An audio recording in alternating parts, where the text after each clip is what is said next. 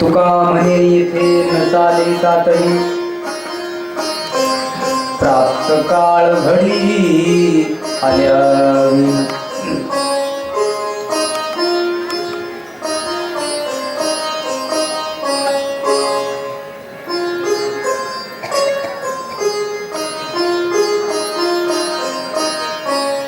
देवर्षी नारद भेटले ध्रुवाला आणि देवर्षी नारद भगवंताच्या प्राप्तीची काही साधनं आहेत, ती साधनं देवर्षी नारद सांगत आहेत. देवर्षी नारद म्हणजे संत आणि ध्रुववाळ म्हणजे भक्त.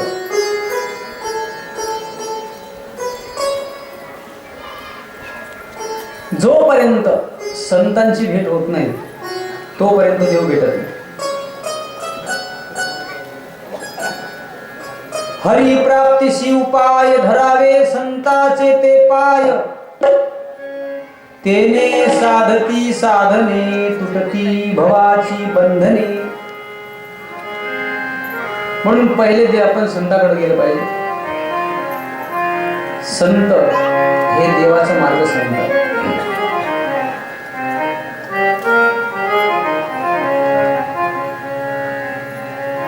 देवर्षी नारद म्हणतात, बाळा तुला देव पाहिजे ना, तर आसन लाव. प्राणायाम शिकवला, योगाचे 8 अंग शिकवले आणि यानंतर आता ध्रुवजी तपश्चर्या करतात. ती तपश्चर्या परागकुटीची आहे. अन्नाचा त्याग केला, पाण्याचा त्याग केला आणि ज्या वेळेला ती वेळ येऊन ठेपते ना, ज्या वेळेला सहस्त्रदळ गरम होतं त्यावेळेला परमात्म्याचा साक्षात्कार होतो. परमात्म्याचा साक्षात्कार झाला आणि परमात्म्याने आवाज दिला, बाळा डोळे उघड. आतापर्यंत अशी कठोर तपश्चर्या कोणीच नाही केली. काय इच्छा आहे तुझी माग, मी तुला द्यायला तयार आहे. देव प्रसन्न झाल्याच्या नंतर देवाकडे काय मागावं?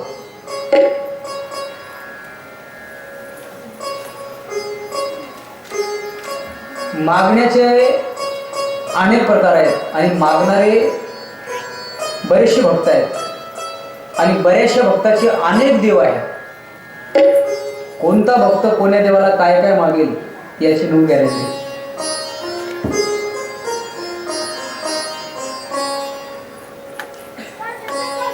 ज्यावेळेला ध्रुवबाळाने डोळे उघडले त्यावेळेला ध्रुवबाळाला बोलता येत नव्हतं. का? वाणीच मूक झाली होती. कारण या वाणीने देवाचं वर्णन करता येत नाही. त्या वाणीला ती वाणी वेगळ्या प्रकारची असते आणि त्या वाणीने भगवंताचा उच्चार करत असते. अहो ही तर वाणी मूक होऊन जाते, म्हणून ध्रुवाची वाणीच मूक झाली. ज्या व्यक्तीला देव भेटला तो देव आमका आमका आहे हे या वाणीनं सांगता येत नाही. उगा लोक म्हणतात आम्हाला देव भेटला, देव भेटला, देव भेटला. देव भेटत नसतो. देव तुम्हीच आहात. तुम्हीच हे देवरूप आहात. देव पहावया गेलो माझा आम्हीच देव झालो. उगा लोक म्हणतात आम्ही देव पाहिला, आमच्या अंगात देव आला. तुमच्याकडे येते का देव अंगात? नाही ना, आमच्याकडे फार देव अंगात येते.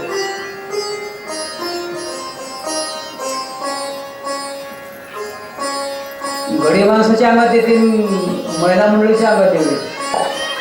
एक गाव आहे, आता त्या गावाचं नाव नाही सांगत, तुम्ही विचारसाल जाऊन. किनवट तालुक्यात एक गाव आहे आणि त्या गावामध्ये एक आई आहे. त्या आईच्या अंगात देव येत असत. ती असं बरोबर भरते, हिरवा चुडा घालते, हिरवत पातळ नेसते आणि मग तिच्या अंगामध्ये देव येतो आणि लांबून लांबून लोक येतात. लांबून लांबून लोक येतात. कशा करता? कुणाचा जर बैल हरवला तर ती आई करेल, ताई आमचा बैल हरवला. मग ती आईने सांगावं आमच्या दिशेला गेला. लोकांची गर्दी, लोकांची गर्दी. फक्त लोकांना असं म्हणावं की त्या आमच्या गावाचा मारुती फार पावते. लोक 17 देव ओलांडून त्याच देवाला जातील.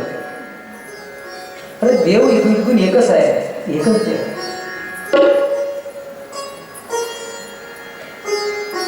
किती अंधश्रद्धा, किती अंधश्रद्धा. बघा, श्रद्धा असावी पण ती आंधळी नसावी, ती डोळस असावी.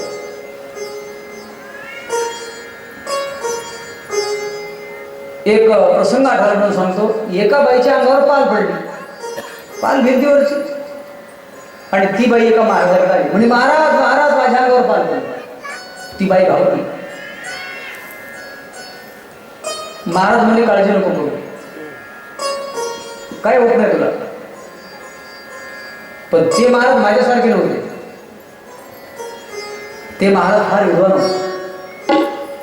माझ्यासारखे जर महाराज असते ना तर म्हणले असते, बाई तुझ्या अंगावर पाल पडले ना, फार वाईट झालं तुझं. आता तुला 50,000 रुपये खर्च येते, तुझ्या घराची शांती करावी लागते. माझ्यासारखा महाराज असता सर्व का. पण ते महाराज काय सामान्य नव्हते, ते होते गोंदवलेकर बाबा, गोंदवलेकर महाराज. महाराज म्हणले, बाई तुझ्या अंगावर पाल पडली ना, तुझं काहीच वाईट नाही झालं. ती पाल, भिंतीवरची पाल तुझ्या अंगावर पडली, तुझं डोकं फुटलं का तुझा हात मोडला? अरे बरं झालं ती पाल तुझ्या अंगावर पडली, तू जर पालीवर पडली असती तर काय होतं तुझ्या पायी. पण किती अंधश्रद्धा आहे.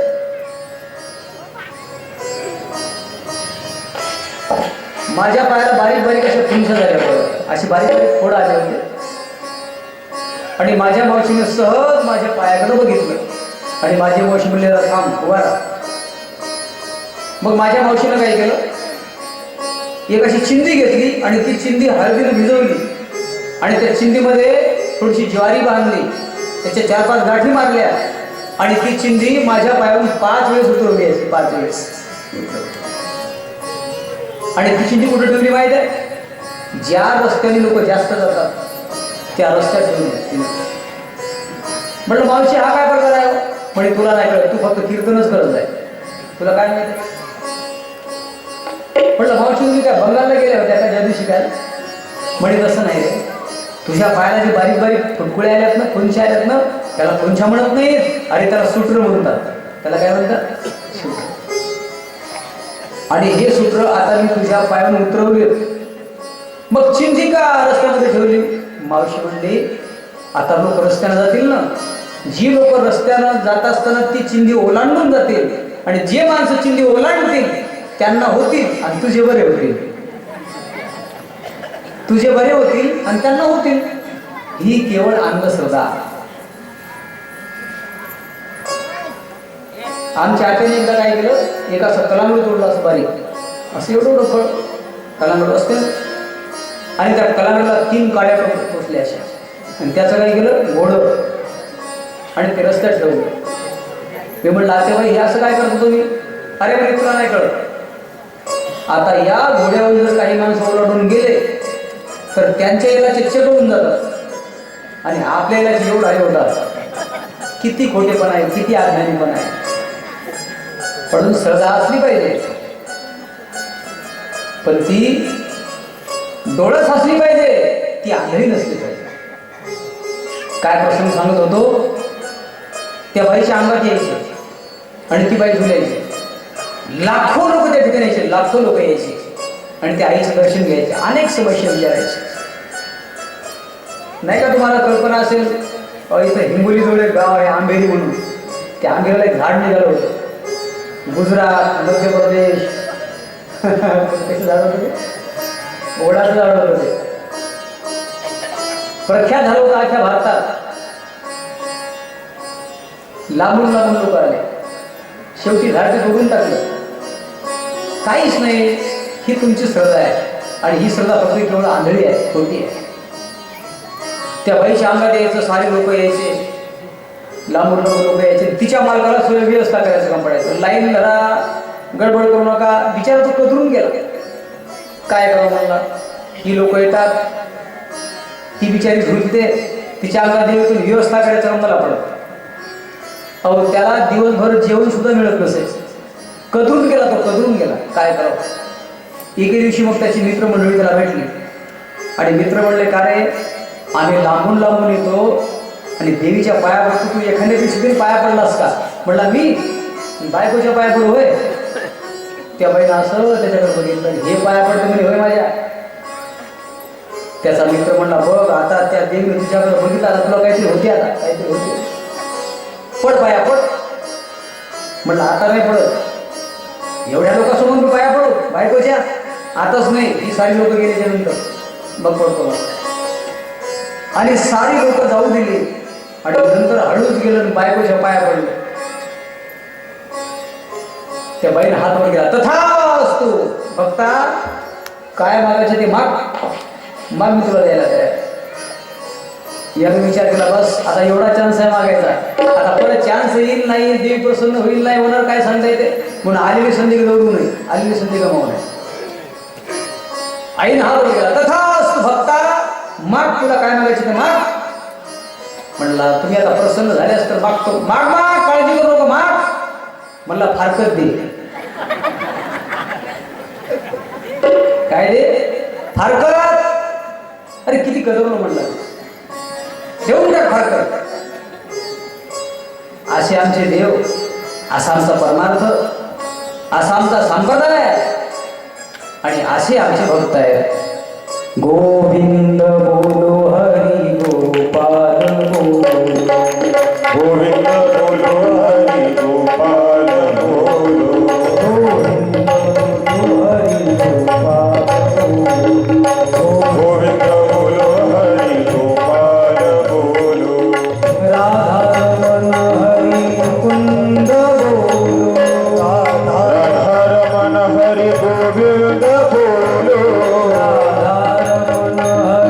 मुकुंद बोलो, राधा रमण हरी गोविंद बोलो, राधा रमण हरी मुकुंद बोलो, राधा रमण हरी गोविंद बोलो, राधा रमण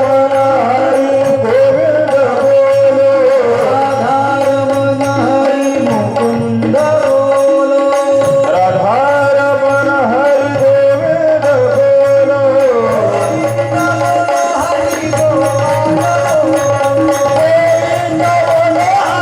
गोपाल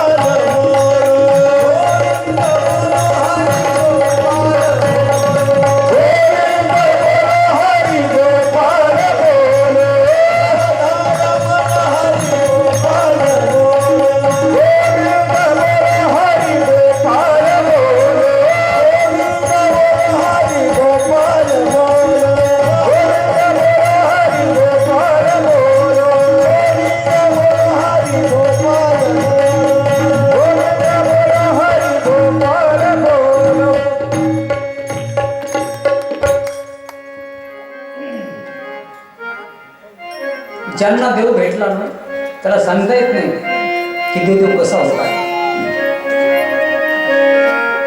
अरे तो वेदांना सुद्धा कळाला नाही तर तुम्हा मला कसं कळेल. वेदा नाही कळला, वेदा नाही कळला, अंत पायाचा कानडा राधा पंढरीचा, कानडा राधा पंढरीचा, कानडा राधा पंढरीचा, राधा पंढरीचा,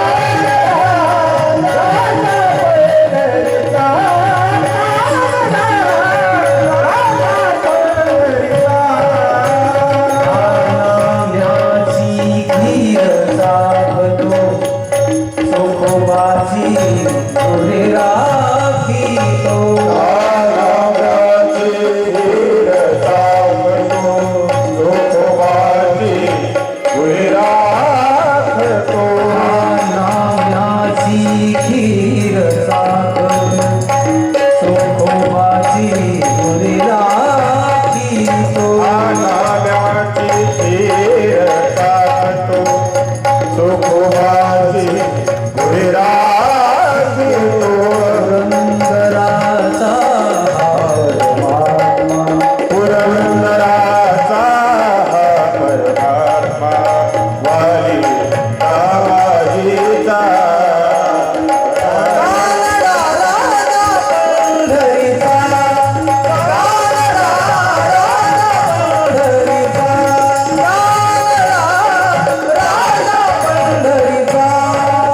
वेदा नाही नाही करला वेदा नाही करला अंत पायाचा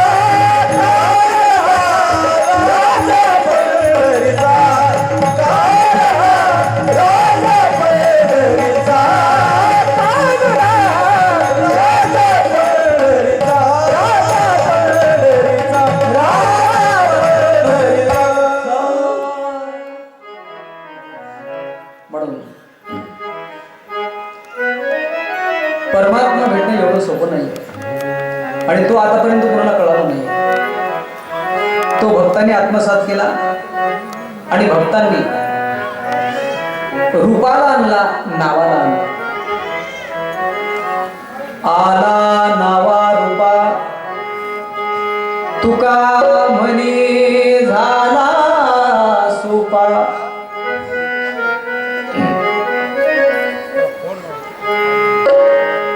परमात्मा म्हणतायत ध्रुवा डोळे उघड, मी आलो. ध्रुवाने बघितलं काय परमात्म्याचं स्वरूप होतं.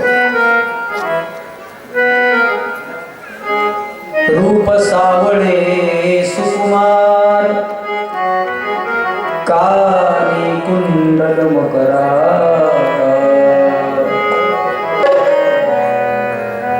देवाचं स्वरूप बघितल्याच्या नंतर असं वाटतं पाहतच राहावं, पाहतच राहावं, पाहतच. सुंदर स्वरूप आज पाहिले मी डोळा सुंदर स्वरूप आज पाहिले मी डोळा सुंदर स्वरूप आज पाहिले डोळा. सुंदर स्वरूप आज पाहिले डोळा. विटेवरी उभा राही अनया सावळा विटेवरी उभा राही अनया सावळा सुंदर स्वरूप आज पाहिले मी डोळा सुंदर स्वरूप आज पाहिले मी डोळा सुंदर स्वरूप आज पाहिले मी डोळा सुंदर स्वरूप आज पाहिले डोळा.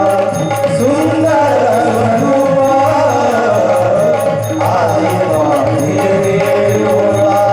सुंदर स्वरूप आज पाहिले डोळा. सुंदर स्वरूप आज पाहिली डोळा. तो हारे श्रीहरी पाहिला डोळे भरी. तो हारे श्रीहरी पाहिला डोळे भरी. पाहते पाहणे दुरी सारोनिया. पाहते म्हणजे पाहणारा, पाहण्याची क्रिया. ज्या परमात्मा ज्या भक्तांनी देवाला बघितलंय आणि बघितल्याबरोबर असं वाटतं की की पाहतच राहावं पाहतच राहावं पाहतच राहावं. पाहता पाहता मना न पुरे घरी, देखिला देखिला मायन्या देवाचा देव, फिटला संदेह निमाले तुझे पण. तृप्ती होत नाही. पाहतच राहिले ध्रुवाला पाहतच राहिले पण बोलता येत नव्हतं ध्रुवाला. भगवंताने हातातला शंख घेतला आणि ध्रुवबाळाच्या गालाला लावला. ध्रुवबाळ बोलू लागले आणि त्यानंतर भगवान परमात्मा म्हणतात, ध्रुवा मी तुला प्रसन्न आहे, काय मागायचे ते माग, मी तुला द्यायला तयार. काय मागितलं असेल ध्रुवानी? देवा मला अपमानात जीवन जगावं असं वाटत नाही बरं. अशी जागा द्या, अशी जागा द्या की त्या जागेवरून मला कोणीही उठ म्हणू शकणार नाही. आणि भगवान परमात्मा उदार आहे, स्वतंत्र आहे, श्रीमंत आहे, दाता आहे, ऐश्वर्य संपन्न आहे असं म्हणण्यापेक्षा परमात्मा षडगुण ऐश्वर्य संपन्न आहे. परमात्म्याकडे 6 गुण आहे. परमात्मा देतो, तो दाता आहे म्हणून तो त्याला देव म्हणतात. जो सर्वांना सर्व देतो त्यांना देव म्हणतात. अशी जागा द्या, अशी जागा द्या की त्या जागी मला कोणी उठवणार नाही. परमात्मा इतका उदार आहे. भगवंतानी ध्रुवबाळाला आढळपद दिलं. आढळपद म्हणजे जी जागा कधी ढळू शकत नाही त्याचं नाव आहे आढळपद. आढळपदी बाळ बैसविला ध्रुव, आढळपदी बाळ बैसविला ध्रुव, आढळपदी बाळ बैसविला ध्रुव, आढळपदी बाळ बैसविला ध्रुव, आढळपदी बाळ बैसविला ध्रुव, आढळपदी बाळ बैसविला ध्रुव, आढळपदी बाळ बैसविला ध्रुव, आढळपदी बाळ बैसविला ध्रुव. शिराचा सागर उपमनुल्या, शिराचा सागर उपमनुल्या, आढळपदी बाळ बैसविला ध्रुव, आढळपदी बाळ बैसविला ध्रुव, आढळपदी बाळ बैसविला ध्रुव. शिराचा सागर उपमनुल्या, शिराचा सागर उपमनुल्या, आढळपदी बाळ बैसविला ध्रुव, आढळपदी बाळ बैसविला ध्रुव, आढळपदी बाळ बैसविला ध्रुव.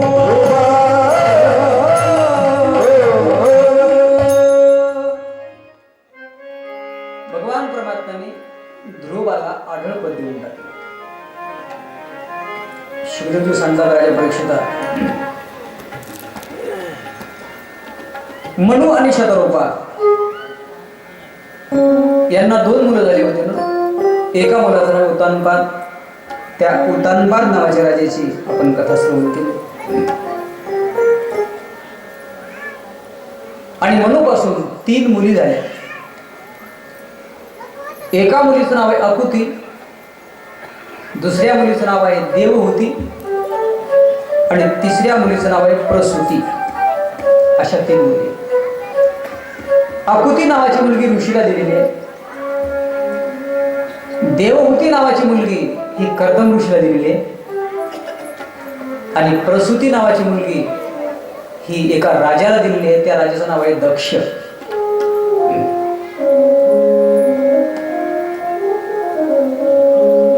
एक ऋषी होते, महान तपस्वी ऋषी. त्या ऋषीचं नाव होतं कर्दम. त्यांनी अशी कठोर तपश्चर्या केली आणि ती तपश्चर्या पाहून भगवान परमात्म्याच्या डोळ्यातून अश्रू आले आणि त्या अश्रूपासून एक सरोवरच तयार झालं. त्या सरोवराचं नाव आहे बिंदुसर. भगवान परमात्मा आले आणि कर्दमाकडे बघितलं. कर्दमा, अरे आतापर्यंत अशी कठोर तपश्चर्या कोणीच नाही केली. कशा करता तपश्चर्या करतो? तुला काय मागायचे माग, मी तुला द्यायला तयार आहे. कर्दम ऋषीने काय मागितले असेल? कर्दम ऋषी म्हणतात, देवा मला बायको पाहिजे. भगवान म्हणले, कर्दमा अरे मी तुझ्या समोर देव उभा आहे रे, आणि एवढ्या करता तू तपश्चर्या केली, बायको पाहिजे म्हणतो. देवा लग्न करणं काय वाईट, माझं एकच मन आहे, मला चांगली बायको दे, शुद्ध सात्विक स्वभावाची. ठीक आहे कर्दमा, तुझी इच्छा आहे लग्न करण्याची, काय हरकत नाही. भगवान परमात्मा मनुराजाकडे गेले आणि मनुराजाला सांगितलं, हे मनु, तुझ्या 3 मुलीपैकी तू देवहूती नावाची मुलगी ही कर्दमाला म्हणतात, पण या 3ही मुलींना घेऊन तू कर्दमाच्या आश्रमात जा, कारण कर्दमाला लग्न करण्याची इच्छा आहे. आणि जी देवहूती नावाची मुलगी आहे, ती देवहूती नावाची मुलगी कर्दमाला साजेल अशी आहे, ती त्याची सेवा करेल आणि अतिशय सुंदर असा जोडा होईल त्यांचा. अशा वेळेला मनु आणि शतरूपा राणी आपल्या 3ही मुलींना घेऊन कर्दम ऋषीच्या आश्रमात गेलेले आहेत. कर्दम ऋषीने स्वागत केलं, कारण पहिल्या काही या 20-25 वर्षाच्या काळात फार मोठा सन्मान व्हायचा पाहुण्यांचा, आदर सत्कार व्हायचा, राम राम श्याम श्याम. आता राम राम राहिला नाही, आता राम राम नाही, स्वागत नाही. पहिले जर पाहुण्याकडे आले पाहुणे तर विचारायचे, तुम्हाला मुलं बाळ किती आहे, तुम्हाला शेती किती आहे, मुलं काय करतात, मुलं काय शिकतात, अशी विचारायचे. आता एखादा जर पाहुणा आला तर तुमचे मुलं बाळ खुशाल आहेत का, तुम्हाला मुलं किती आहे, शेती किती आहे हे विचारत नाहीत. तुमच्याकडं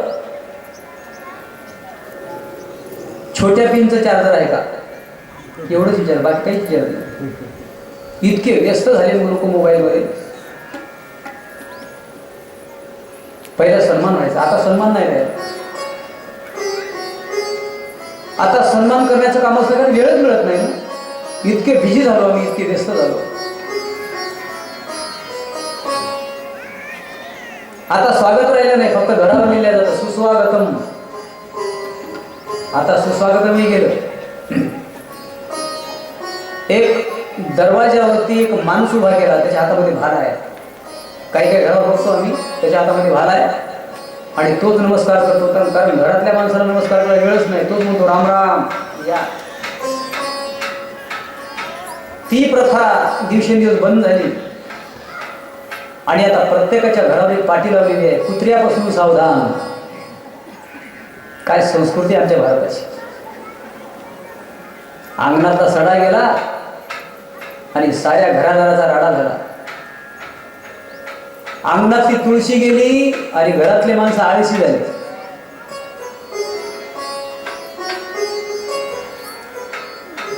बाबाचा डॅडी झाला आणि बाप रोज ब्रँडी प्यायला लागला. आईची मम्मी झाली, लहान लहान लेकरा रमी खेळू लागले. खेळतात ना, ही संस्कृती आपल्या भारताची. अरे शिकवा आपल्या मुलाला, लहान मुलांना, त्याला संस्कृतीने घडवा. आपण काय सामान्य देशात जन्माला आलो नाही, आपण पवित्र भारत देशासारख्या पवित्र देशामध्ये जन्माला आलो. आपल्या आजीनं आपल्या नातवाला शिकवलं पाहिजे. काय शिकवलं पाहिजे? गाय झोपली गोठ्यात, घर त्यात चिवताई, परसात वेलीवर झोपल्या जाई. नीत पाकळ्या डोळ्यांचा, नीत पाकळ्या डोळ्यांचा, गाते तुला मी अंगाई.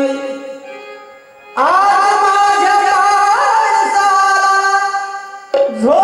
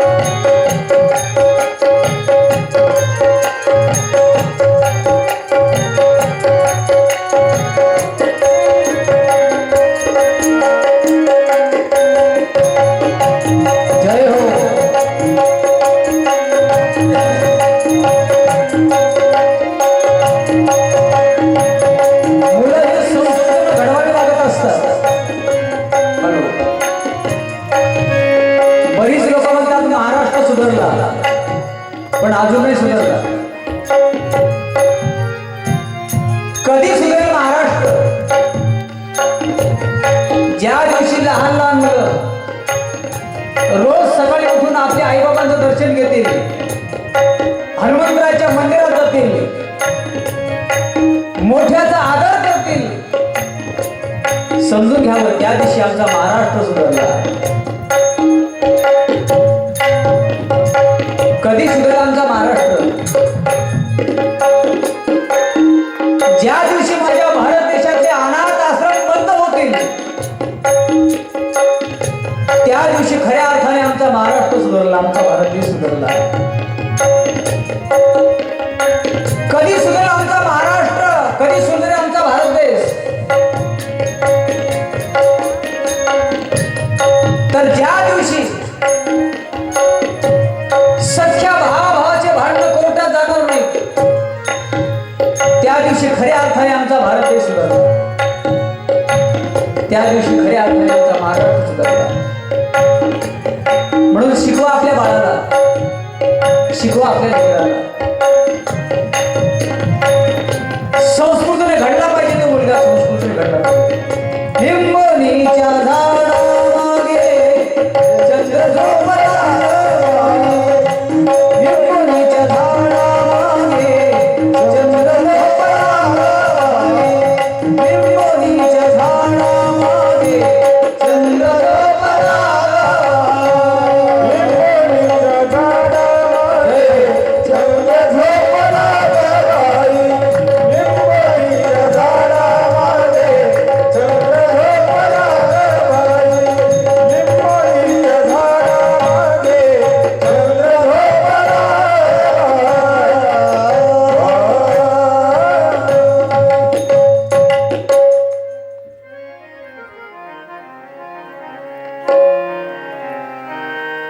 कर्दम ऋषीच्या आश्रमामध्ये मनु, शतरूपा आणि त्यांच्या 3 मुली ह्या कर्दम ऋषीच्या आश्रमामध्ये आलेले. कर्दम ऋषीने मनु राजांचं आणि शतरूपांचं स्वागत केलं, बसण्याकरता आसनं तयार केली. तिन्ही मुलींना 3 आसनं आणि मनु आणि शतरूपाकरता 2 आसनं तयार केली. अशी 5 आसनं तयार केली.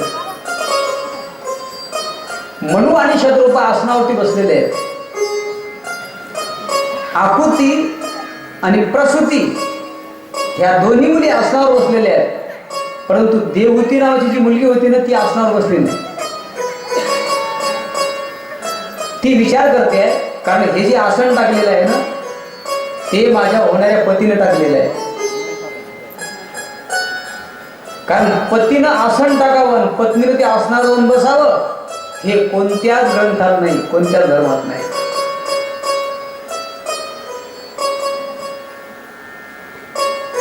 पत्नीनं पाणी मागावं आणि पत्नीनं पाणी मागवून पतीनं आणून द्यावं, हे तर कोणत्याच पुराणात नाही.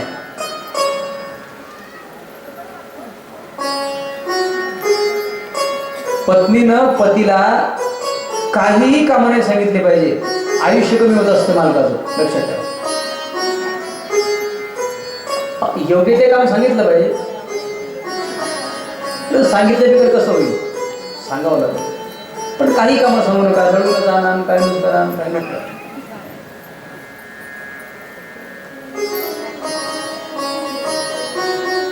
तीन आसनं तयार केले. एका आसनावरती प्रसूती बसलेली आहे, एका आसनावरती आकृती बसलेली आहे. त्या दोन्ही आसनावर मनु आणि शतरूप बसलेले आहेत. देवहूती मात्र त्या आसनावर बसलेली नाही. का? कारण ती हुशार होती. ती हुशार आणि मुली ह्या हुशारच असतात, हुशार असतात.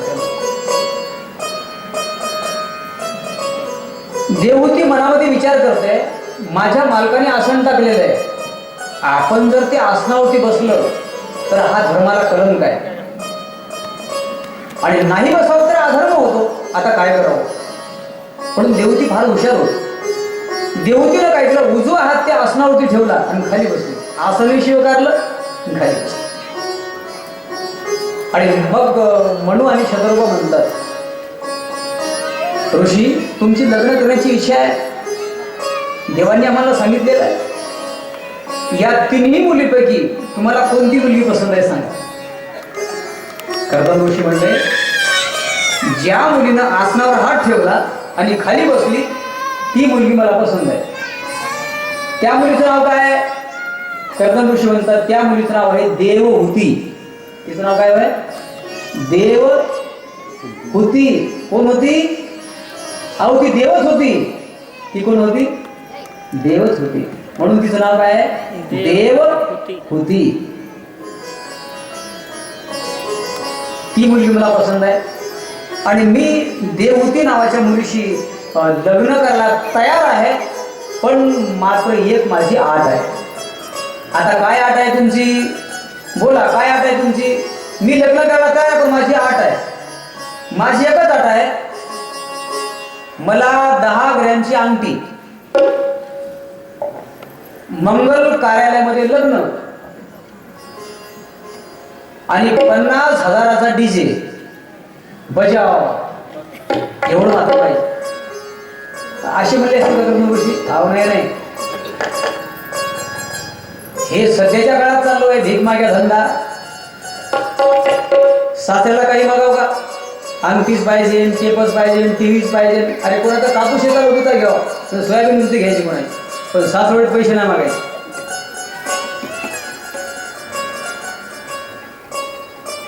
कर्दम ऋषी म्हणतात, मी तुमच्या मुलीशी विवाह करायला तयार आहे, पण माझी एक अट आहे. आता कोणती अट आहे? माझी एक अट अशी आहे, मी लग्न करीन पण हिच्याशी एक मुलगा होईपर्यंत संसार करेन आणि नंतर संन्यास घेणार आहे. ही जर तुम्हाला अट मान्य असेल तर हो म्हणा, नसता मग आजच होईल कॅन्सल. मुलीला विचारलं तुझं काय म्हणणं आहे? मुलगी बाबा तुम्ही म्हणसाल त्या पद्धतीने मी तयार आहे. आणि तिलाच खरं मुलगी म्हणावं. तिलाच मुलगी होणं अधिकार आहे, मुलगी म्हणून घेण्याचा. आजही जगात अशा काही काही मुली आहेत की आई बाबाचा विचार कधीच करत नाहीत, स्वतःच वर पसंत करतात. किती दुःख आहे. आता ह्या गोष्टी अशा भागवत कधी सांगाव्याशा वाटत नाहीत. आणि आपण म्हणतो महाराष्ट्र सुधारला. कुठं महाराष्ट्र सुधारला? आणखी नाही सुधारला. ज्या दिवशी मुली आई वडिलांच्या म्हणण्यानुसार लग्न करतील त्या दिवशी आपला महाराष्ट्र सुधारला. आज रोजच्या पेपरला बातमी आहे, इकडे ही पळून गेली, तिकडे ती पळून गेली, इकडे आत्महत्या झाली, इकडे काय नाही झालं. कारण भागवताचे विचार, ज्ञानेश्वरीचे विचार आपल्या कानावर पडत नाहीत. म्हणून हे घोटाळे चालू आहे. रोजच्या पेपरला आज कुणा फाशी घेतली, कुणा आत्महत्या केली, कुणा विहिरीत उडी मारली, कुणा घासलेट टाकून घेतलं. हे कारण कशामुळे आहेत? हे कारण यामुळे घडतात की तुम्ही आम्ही ज्ञानेश्वरीच्या भागवत कथेच्या विचारापासून फार दूर गेलो. जवळ येण्याची गरज आहे. ज्या दिवशी भागवताचे विचार, ज्या दिवशी ज्ञानेश्वरीचे विचार आपल्या शरीरावरती दृढ होतील, आपल्या मेंदूमध्ये जडल्या जातील, त्या दिवशी जगात ह्या गोष्टी कधीच घडू शकणार नाहीत. लक्षात ठेवा, कधीच नाही घडणार. भेद, भांडण, तंटे हे जगात कधीच नाही होणार. कारण त्या संतांचं म्हणणं आहे, जगाचा भेद लयाला जाऊ. तुकडोजी महाराज वर्णन करतात ग्रामगीतेमध्ये. जगाचा भेद लयाला जाऊ, शांती अखंडित राहो.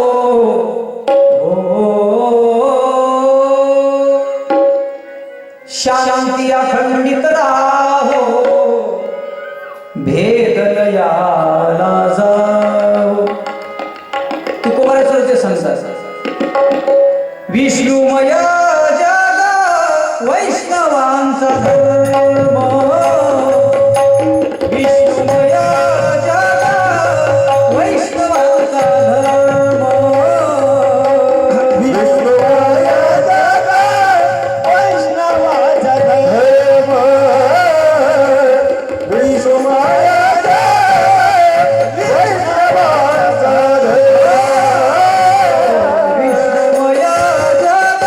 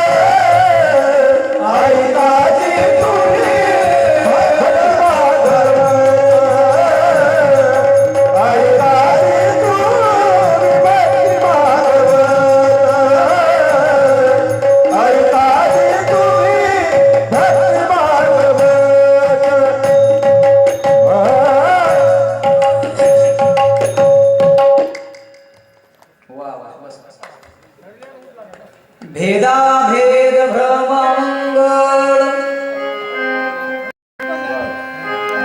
जगाचा भेद कधी नाही बनतो.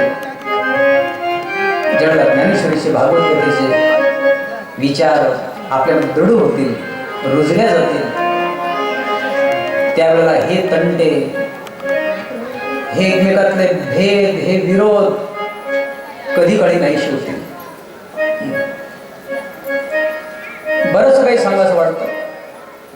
सध्याच्या काळामध्ये कुणाला कशाची कमी आहे का? आता सध्याच्या काळात काय कमी आहे कुणाला सांगा बरं.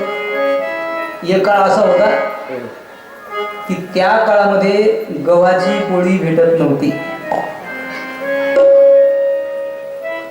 जर एखाद्या वर्गामध्ये लग्न असेल आणि घरात जर 2-3 भाऊ असतील तर एकच पत्रिका असायची. त्या पत्रिकेवरती 50 लोकांची नावं असायची आणि मग ती पत्रिका सारे एकळणी फिरवायची. हे तुमचं नाव आहे, हे आमच्याचं नाव आहे. आता स्पेशल पत्रिका असून स्पेशल मूळ असून जाणं होत नाही. का आवडच नाही राहिली ना. कारण त्या काळात गव्हाच्या पोळीची आवड होती. घरी जर पाहुणे आले तर त्या पाहुण्यासाठी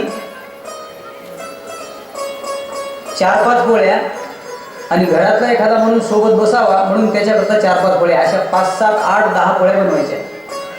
आणि घरात 4-5 भाऊ असायचे. ते 4-5 भाऊ विचार करायचे आमचा जर नंबर लागला तर बरं होईल पाहुण्यासोबत बसण्याचा. इतकी आवड होती त्या पोळीची.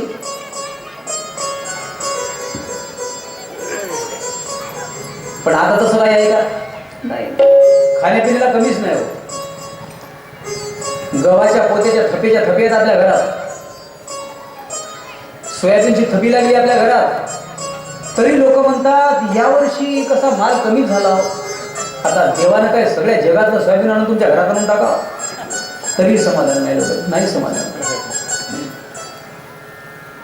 केवळ घर म्हणजे समाधान नाही,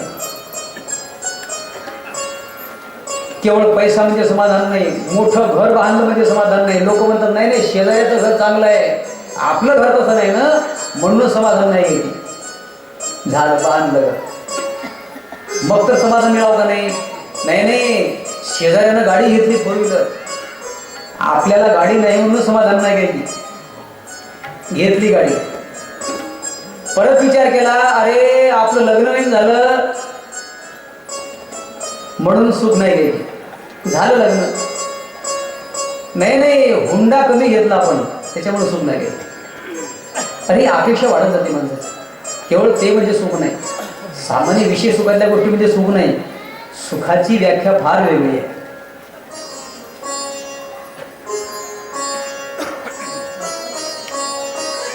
एक काळ असा होता 1 रुपया गाडीच्या चाकासारखा वाटत होता.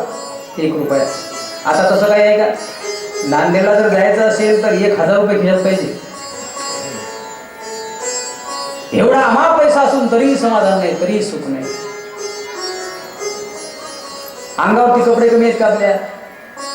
एक काळ असा होता, आमच्या बापूला आठवत असेल, बापू तुम्हाला आठवत असेल तो काळ, कुठं जर लग्नाला जायचं असेल तर एकच सदरा असायचा आणि तो सदरा गावातून अंगात घालून नाही जायचा, अशा खांद्यावर घ्यायचा. आमचे आजोबा सांगत होते आम्हाला. आणि गाव जवळ आले की तो अंगामध्ये घालायचा. घरात जर 2-3 भाऊ असतील एकच शर्ट असायचं आणि ते शर्ट ते पॅन्ट ती घालून वापरायचा. मग आता काय कमी येतं? आता नाही. शेताला जायचे वेगळे, जेवायला बसल्यानंतर वेगळे, गावाला जाण्याकरता वेगळे. साड्याची काही कमी करताय का? माता बहिणींना किती साड्या आहेत. एखाद्या घरात जावं असं वाटतं कापड दुकान आहे का काय, इतक्या साड्या.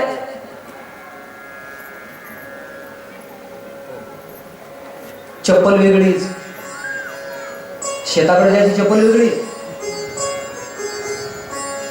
गावाला जायची चप्पल वेगळी, बाथरूम मध्ये जायची चप्पल वेगळी. एक बाई तर पायामध्ये चप्पल घालून आली होती ताट वाढायला जेवावरी महाराज. म्हटलं बाई तुम्ही तर चप्पल घालून आल्या ताट वाढायला. म्हणे महाराज ही वाढायची चप्पल आहे.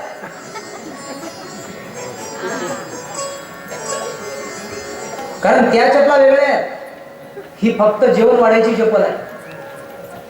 मी म्हणलं जेवण वाढायचे पण हाणायची काय काय खाली दुसरी कोणती काय संस्कृती आहे भारताची. इतकी व्यवस्था असून ह्या साऱ्या गोष्टी अनुकूल असून तुम्हाला समाधान आहे का बोला. नाही हातवर करून सांगा की महाराज आम्ही समाधानी आहोत. नाही समाधानच नाही ना. नाही समाधान. का नाही समाधान मिळत. अपेक्षा वाढली. अपेक्षा आशा वाढली की दुःख. प्रमाण सांगतो तुको बरं. सर्व सुखाची आशा जन्म गेला. आशा जन्म गेला. क्षण एका मुक्ती नाही गेला. क्षण एका मुक्ती नाही गेला. एका दिशाक्षी न पावला. एका दिशाक्षी न पावला. माया वेष्टी राजी माझा. माया वेष्टी राजी माझा. माया वेष्टीला जीव माझा.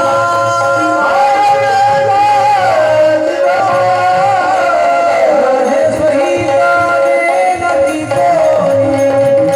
माझे सोयी लागे नदी कोणी. माझे सोयी लागे नदी कोणी. माझे सोयी लागे नदी कोणी.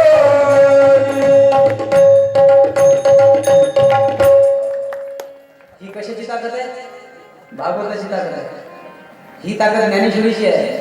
आमचे ज्ञानोबा म्हणतात ज्ञान होय अज्ञानासी ऐका टिकेसी. हो माणूस संत होईल यात काय नवलंय.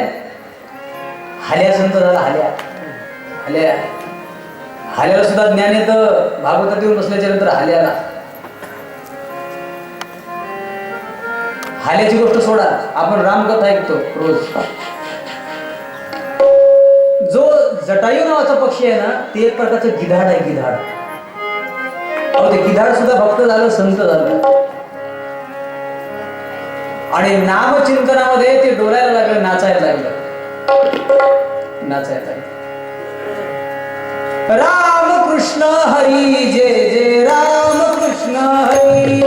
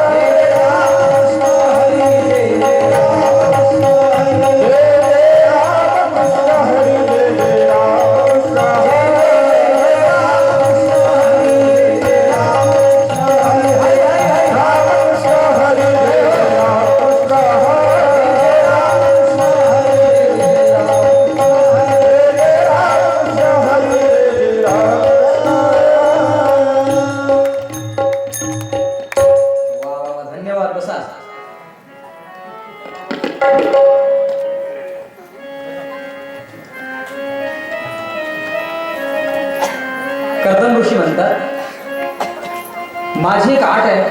कोणती आट आहे. मी तुमच्या मुलीशी लग्न करायला तयार आहे पण एक मुलगा होईपर्यंत मी संसार करणार आहे आणि नंतर मात्र संन्यास घेणार आहे. ती सर्व आता आट मान्य झाली आणि यथायोग्य वेळी कर्दम ऋषीचा आणि देवहूतीचा विवाह झाला. देवहूती आणि कर्दम ऋषी आपल्या संसारामध्ये पदार्पण करते झाले. बऱ्याच वर्षानंतर आता कथा फार मोठी आहे कारण ही कथा दिवसभर संपणार नाही. अशी खूप मोठी कथा. देवहूतीने आपल्या पतीची मनोभावी सेवा केली. आपल्या पतीचं मत ओळखून जी स्त्री आपल्या पतीची सेवा करते ती जीवनामध्ये यशस्वी होत असते आणि तिलाच खरं पतिव्रता म्हणावं. पतीची मता अनुसरोनी पतिव्रता.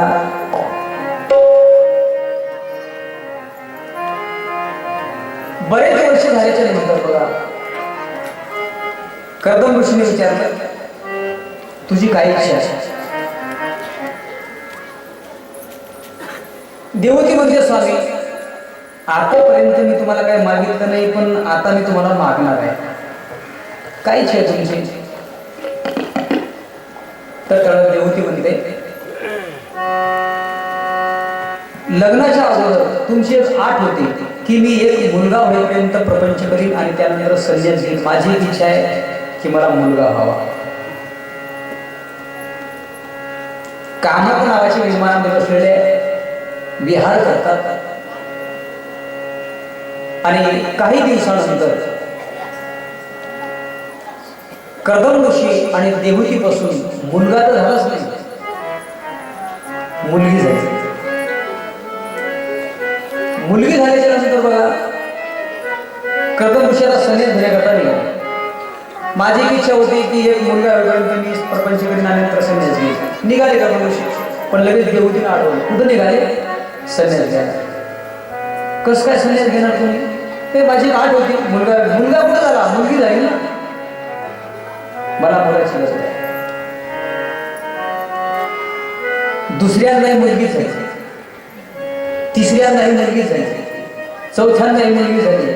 अशा पाठोपाठ कर्दम ऋषी बसून देवतीला 9 मुली झाल्या. किती मुली झाल्या?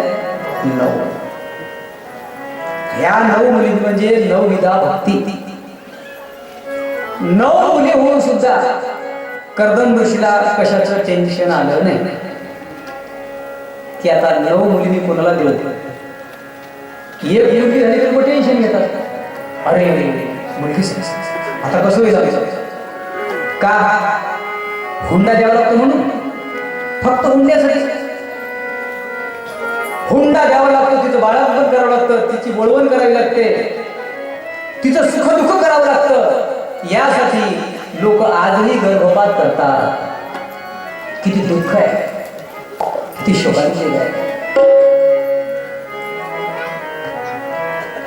4-5 महिन्याचा गर्भ आला की लोक डॉक्टरकडे जातात.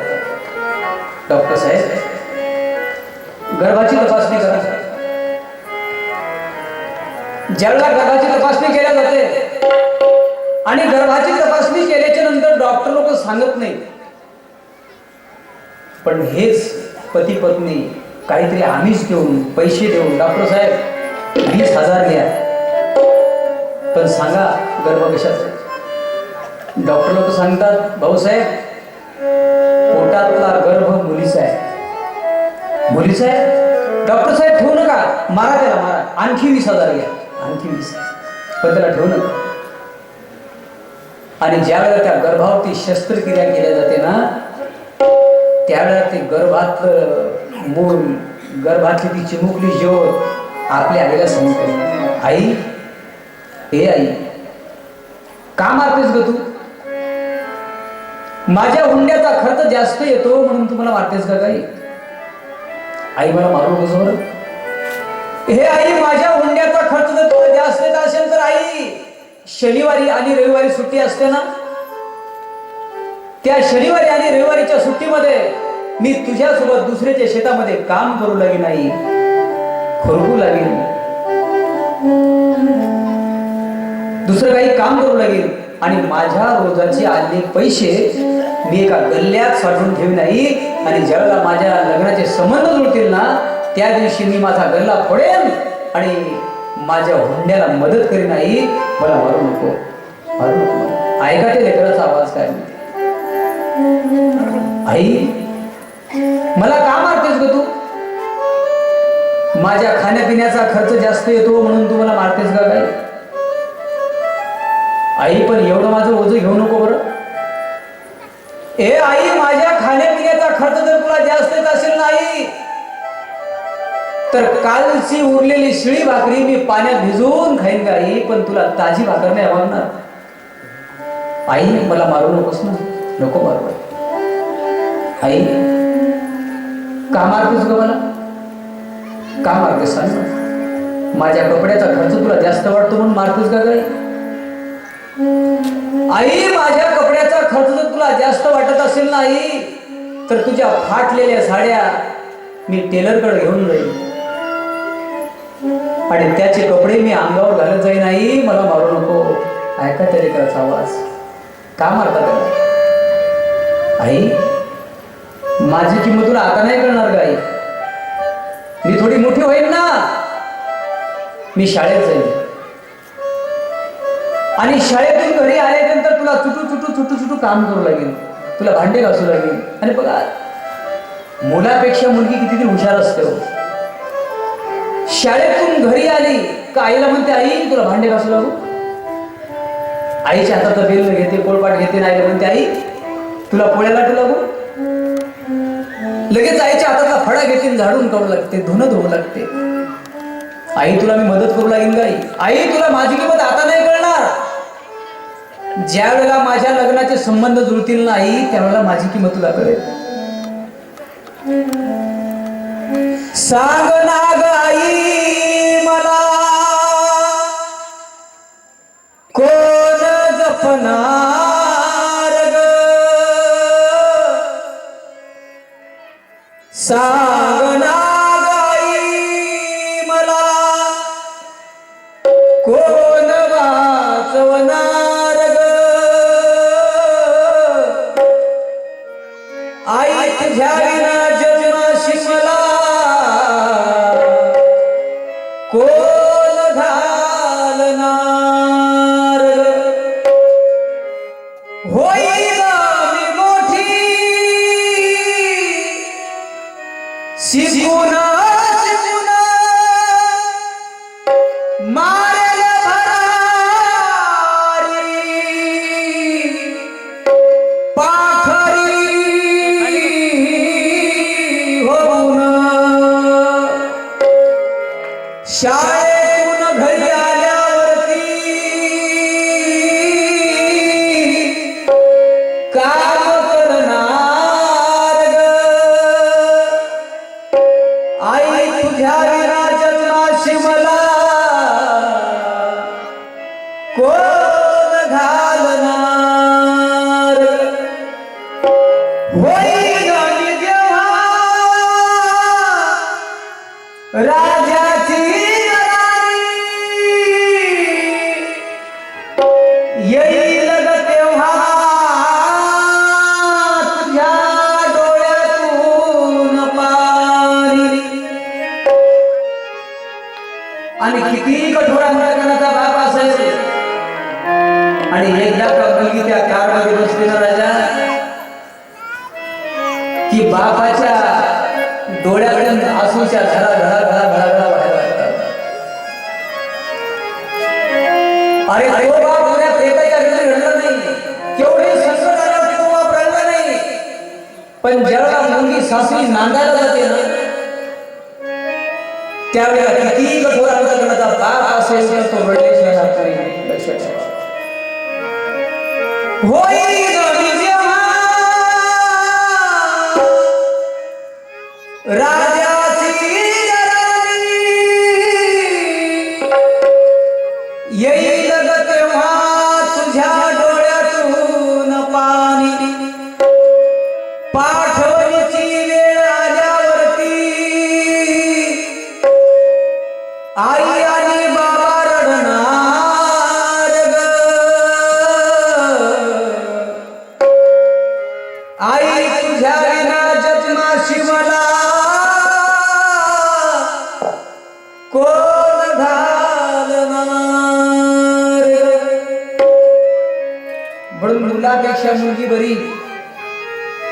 अरे प्रकाश देते दोन्ही घरी. अरे मुलगा फक्त एकाच कुळाचा उद्धार करतो पण मुलगी दोन्ही कुळाचा उद्धार करते. सासू सासऱ्याचं नाव अडवते पण आई बापाचं नाव जाऊ देणार नाही, आई बापाचं नाव अडवते. तिला किती जरी त्रास झाला तरी ती कधी बाबाला फोन करत नाही, कधी भावाला फोन करत नाही. भावाला जरी कळालं ताई तुला फार त्रास देतात घरचे लोक, एकदा येऊ का तिकडं, त्याचा बजेट बसू काय एकदा. ती मुलगी म्हणते नका बाबा नका, तुम्ही जर माझ्या मालकाला काही म्हणले ना तर गावाचे लोक काय म्हणतील, गावाचे लोक काय म्हणतील. अरे बापाचंही नाव वाढवते, भावाचंही नाव वाढवते, सासरचंही नाव वाढवते. ती खऱ्या अर्थानं मुलगी असते. म्हणून आमच्या तुकोबारांनी सुद्धा त्या कन्येचं फार वर्णन केलेलं आहे, फार वर्णन केलेलं आहे. कन्या सासुर्या सीताय, कन्या सासुर्या सीताय, कन्या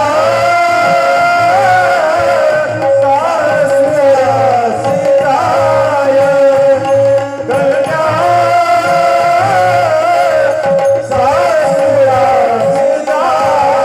सासुर्या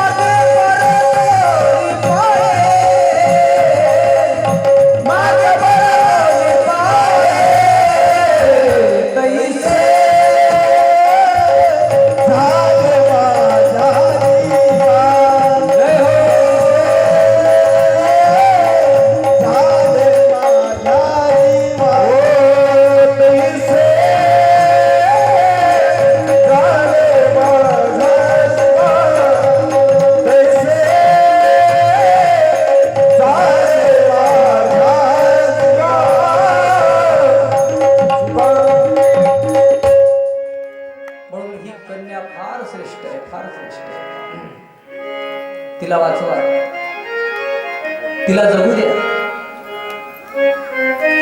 इतकं तिचं ओझं घेऊ नका. अरे ज्या दिवशी त्या मुलीचा जन्म झाला ना त्याच दिवशी भगवंताने तिला जीवन जगण्याची चोच दिली, लक्षात ठेवा. इतकं ओझं घेऊ नका. म्हणून कर्दम ऋषीला 9 मुली झाल्या,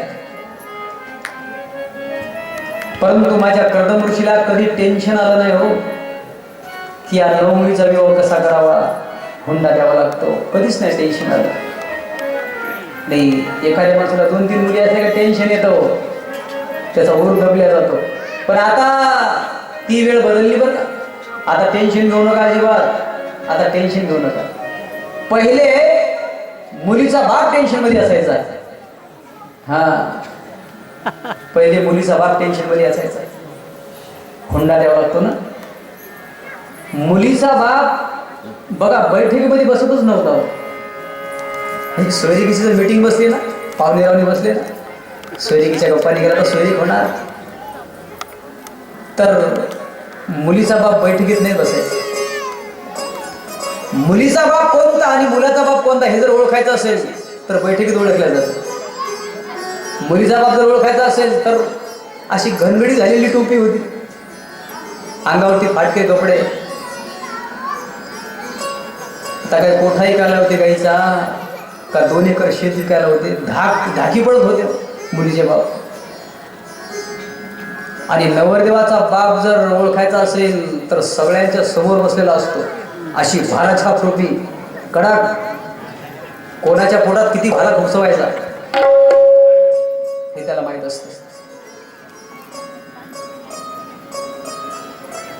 म्हणून आज मुलीच्या बापापेक्षा मुलाचा बाप टेन्शन मध्ये आहे. का? मुलीच नाहीत ना. कशामुळे घडलं हे? गर्भाची हत्या केल्यामुळे. हा प्रसंग आपल्यावर येऊन ठेपला. आमच्या परिसरात धोलुंबरी म्हणून गाव आहे, त्या गावात 55 नवरदेव आहेत. किती? 55. आम्हाला म्हणतात लोक, महाराज तुम्ही फिरणारी माणसं आहेत, बघा एखादी मुलगी. ते हुंड्याचं काय काम नाही, फक्त लेकरू चांगला असावं. ते वाटल्यास आम्हीच लग्न करू इथपर्यंत येऊन ठेवलंय, इथपर्यंत. आणि काही दिवसानंतर तर असा काही काय गावामध्ये बोर्ड लावतील लोक, आमच्या येथे घोड म्हणजे मिळतील. गोपाल कृष्ण भगवान जय. काय वेळ आली ही आपल्यावर? आपण मुली मारल्या ना, मुलीची हत्या केली.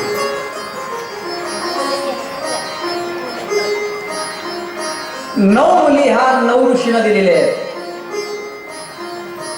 आणि 10व्यांदा जो मुलगा झाला तो साक्षात भगवंताचा अवतार म्हणजे कपिल. कपिल भगवान की जय. श्रीमद भागवत महापुराण की जय. सुत हनुमान हनुमान की जय. जय. कर्दम ऋषी म्हणजे साक्षात भगवान विष्णूचा अवतार. आणि कर्दम ऋषीने आईला अष्टांग योगाचा अभ्यास शिकवला.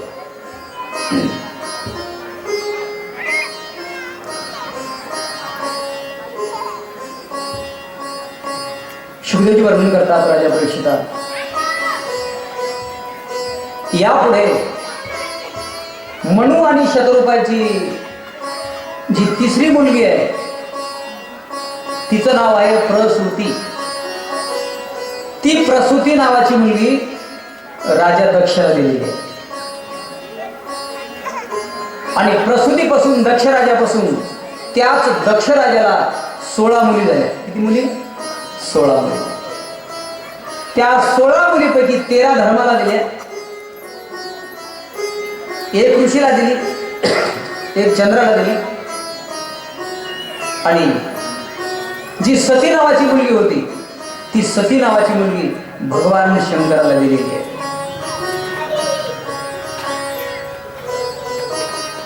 भगवान शंकराची सोयरीक जमलेली आहे. आणि एके दिवशी देवर्षी नारदांचा आगमन झाला. दक्ष राजाकडे देवर्षी नारद आलेले आहेत. नारायण नारायण नारायण. दक्षराज, मुलीची सोयरीक झाली वाटतं. म्हटले हो नारदा. काय पाहून पोरगी दिली म्हणे तुम्ही? निदान घर तर चांगलं बघावं का नाही? करायला घर नाही.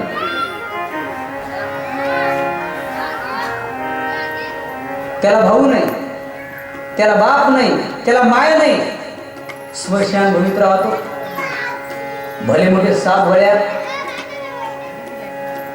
अंगावरती कपडे नाहीत, कुठला अलंकार नाही, गळ्यामध्ये नरमुंड माला. आणि अशा मुलाला तुम्ही मुलगी दिली, फसलं म्हणजे तुमचं काम. आता हे कोण ऐकलं? हे सतीने ऐकलं. सती म्हणजे नारदा, सोयरी करणारे तुम्हीच आणि भांडणं लावणारे तुम्हीच.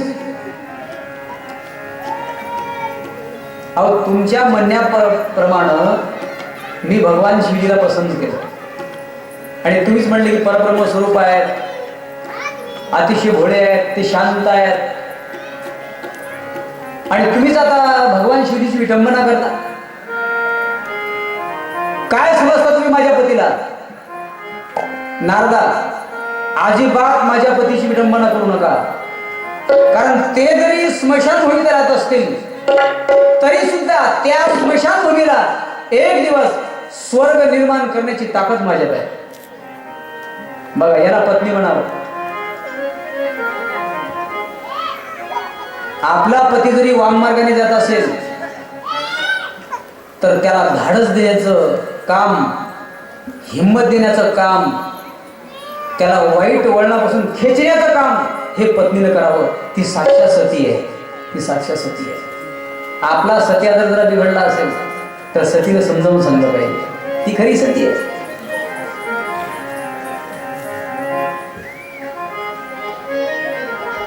म्हणून मी नेहमी सांगत असतो सतीनं एकटीनं भागवत कथेला यायचं नाही, आपल्या सत्याला सोबत आणलं पाहिजे. चला भागवताला, चला भागवताला. तरी 4 गोष्टी त्यांच्या कानावर पडतील.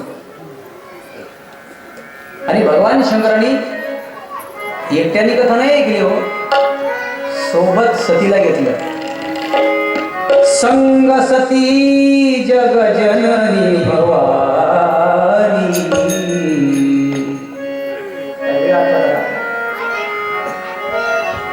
म्हणून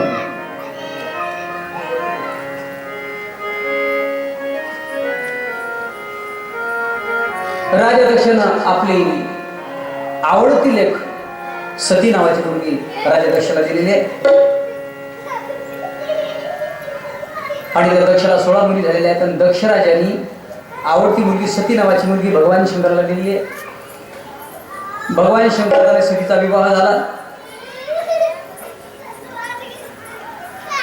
सती आणि भगवान शिवजी आपल्या कैलासामध्ये पदार्पण करते झाले. पण काही काळानंतर राजा दक्षाने फार मोठा यज्ञ ठेवला. आणि त्या दक्ष राजाला दक्ष प्रजापती पद प्राप्त झालं. दक्षाने यज्ञाची तयारी केली आणि दक्ष राजाने जिकडे तिकडे दौंडी पिटवली की यज्ञाकरता सर्व 33 कोटी देवांनी यावं. सर्व 33 कोटी देव देवता यज्ञाकरता यायला लागले. इंद्र चंद्र महेंद्र सर्व 33 कोटी देव राजा दक्षाच्या आश्रमामध्ये आलेले. अतिशय तुडुंब मंडप भरलेला आहे. यज्ञाची तयारी चालू आहे. दास दाशा फुलं टाकत आहेत. अतिशय शुभ मंगल वाद्य वाजू लागलेलं आहे. शंखाचे नाद होतात. दास दाशा फुलं टाकतात. जय हो.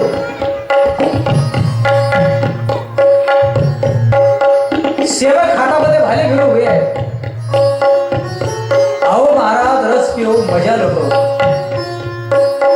वा काय आनंद आहे.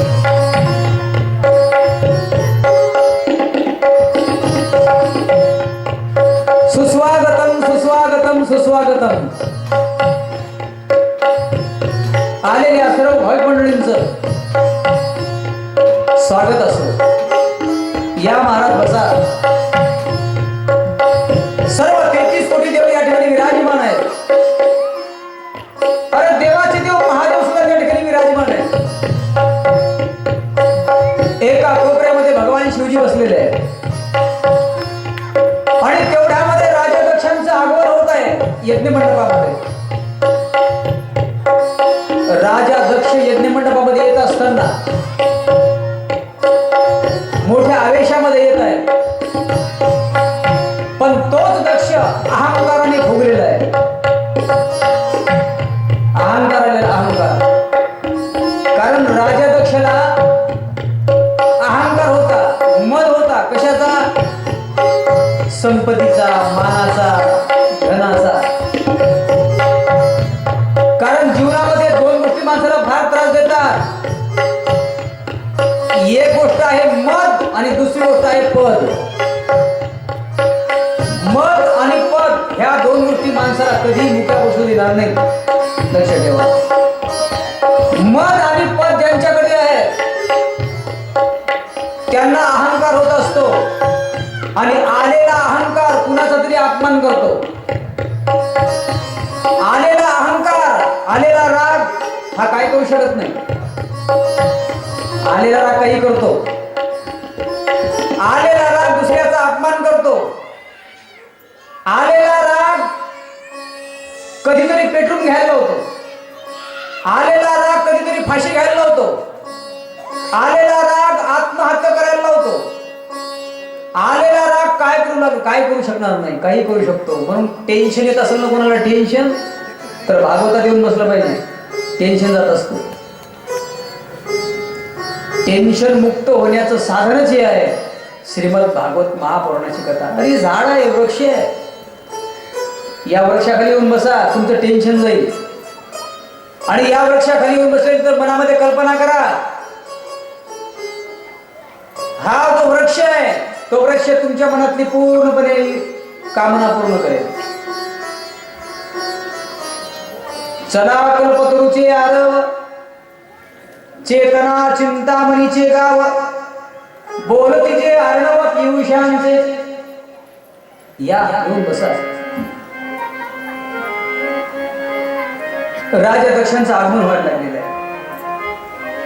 सर्व दास दाशा फुलं टाकत आहे आणि तेवढ्यामध्ये एकच जय जयकार झाला. दक्षराज पधार हे.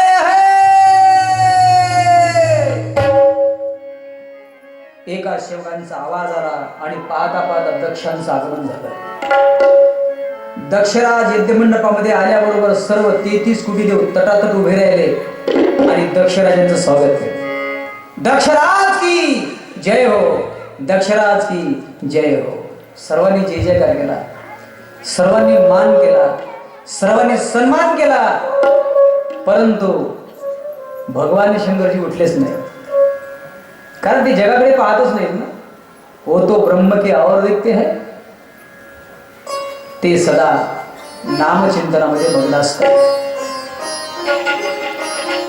सर्वात अगोदर लक्ष गेलं दक्षराजाचं आपल्या जावयाकडे. माझे जावई आले का नाही. लक्ष गेलं तर सर्व देव लोक मान ठेवतात, सन्मान करतात, स्वागत करतात. भगवान शिवजी उठले नाही, माझा सन्मानही केला नाही, माझं स्वागत केलं नाही. जास्तीत जास्त राग आला भगवान शंकराचा. कोणाला? राजा दक्षाला. आणि तेवढ्या सभेमध्ये वाटेल ते मुखानं बोलू लागले. अरे माणसात बसायची अक्कल नाही त्याला. स्मशान भूमीत राहतो ना, फसलो म्हणे पोरगी देऊन. मसलजोगी आहे हा. तेवढ्या देवलोकात आणि सर्व देवलोक थक झाले. अरे अरे भगवान शंकरजी शिवजीला अशा शिव्या. देवाचे देव महादेव आणि एका सामान्य दक्षाने परब्रह्म स्वरूपाला अशा शिव्या द्याव्या. थक्क झाले सारे लोक.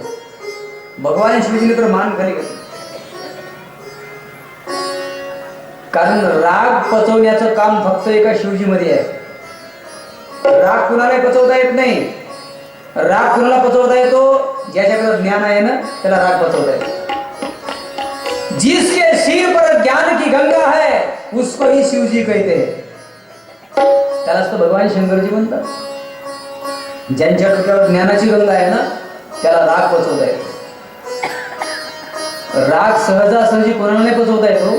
तो राग फक्त भगवान शंकरांनी पचवावा. ज्यांच्या डोक्यावरती शीतलता देणारा चंद्र आहे त्यांनाच राग पचवता येतो. भगवान शंकरांनी संपूर्ण शिव्या सहन केल्या. यज्ञ समारंभ आटपला आणि सर्व 33 कोटी देवदेवता आपापल्या घरी गेले. सर्वांना यज्ञातला हवी भाग मिळाला, परंतु भगवान शंकराला प्रसाद मिळाला नाही, अपमान मात्र झाला. त्या संपूर्ण शिव्या सहन केल्या भगवान शिवजीने. कैलास पर्वताच्या ठिकाणी गेले आणि दक्षराजाने सर्वांना ताकीद दिली. हे बघा, फसलं म्हणे आमचं काम. मी माझी सुकुमार सती, ज्यांचे डोळे माकडासारखे आहेत, ज्यांचा अमंगल वेश आहे, अशा भगवान शंकर मी माझी मुलगी देत नव्हतो. पण ब्रह्मदेवाने फसवलं मला, देवर्षी नारदाने फसवलं. पण ठीक आहे, फसलं म्हणे आता आमचं काम. परंतु परत त्या भगवान शिवजीचा बदला घेण्यासाठी